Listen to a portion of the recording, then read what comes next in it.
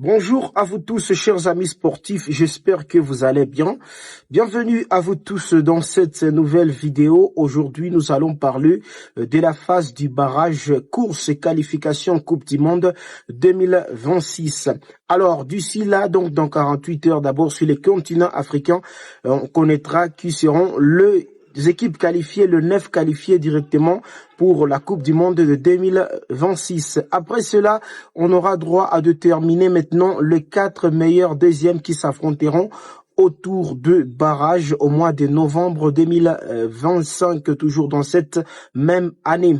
Alors, il y aura tant de choses qui vont donc se passer, car déjà, comme je le répète toujours, pour se qualifier à la Coupe du Monde, en passant par le tour des barrages, le chemin sera tellement très long pour les différentes équipes qui seront de la partie.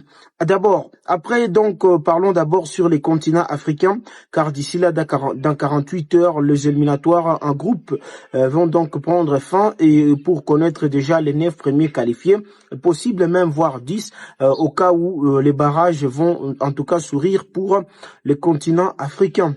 Alors, comment se passe le barrage pour d'abord les continents africains?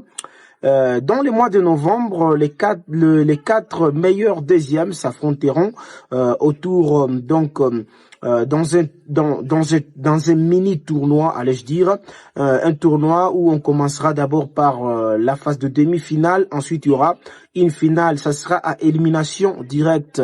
Et donc ce mini tournoi va donc se dérouler du côté du Maroc dans ce mois de novembre 2025. Ensuite, l'équipe qui va remporter ce tournoi se qualifiera directement pour l'autre grande phase des barrages qui aura lieu au mois de mars en 2026.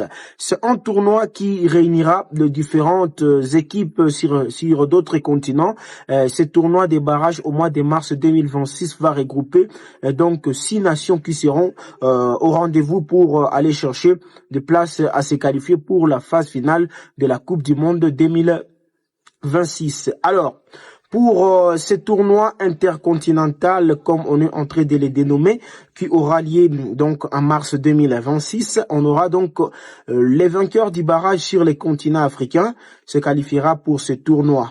On aura également un autre représentant qui viendra de l'Océanie, l'autre de l'Asie, l'autre de l'Amérique du Sud, et puis dans la zone des CONCACAF en Amérique du Nord, il y aura des nations qui seront de la partie. Je rappelle que les continents européens n'est pas concerné par ce tour des barrages intercontinental. Comment maintenant ça va se passer? Alors, le classement FIFA va jouer un rôle très très important pour les différents pays dans cette phase des barrages.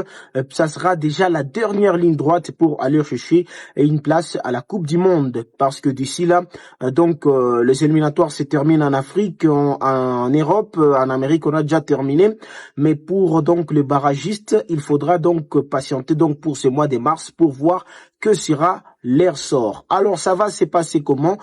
Pour les 6 équipes qui seront au barrage intercontinental.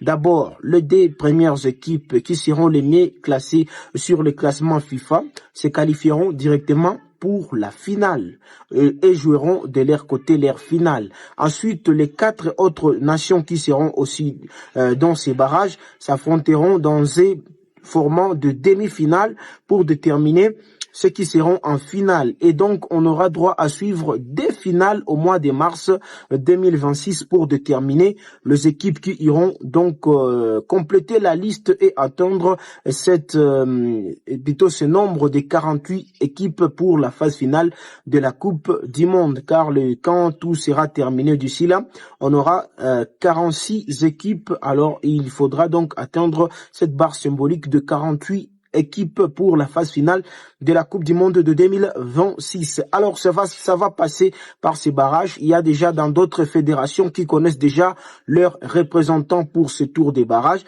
C'est à l'image de l'Amérique du Sud, la CONMEBOL qui va envoyer donc dans ces barrages les pays de Bolivie qui sera de la partie, mais aussi en Océanie on connaît déjà les barragistes intercontinentaux.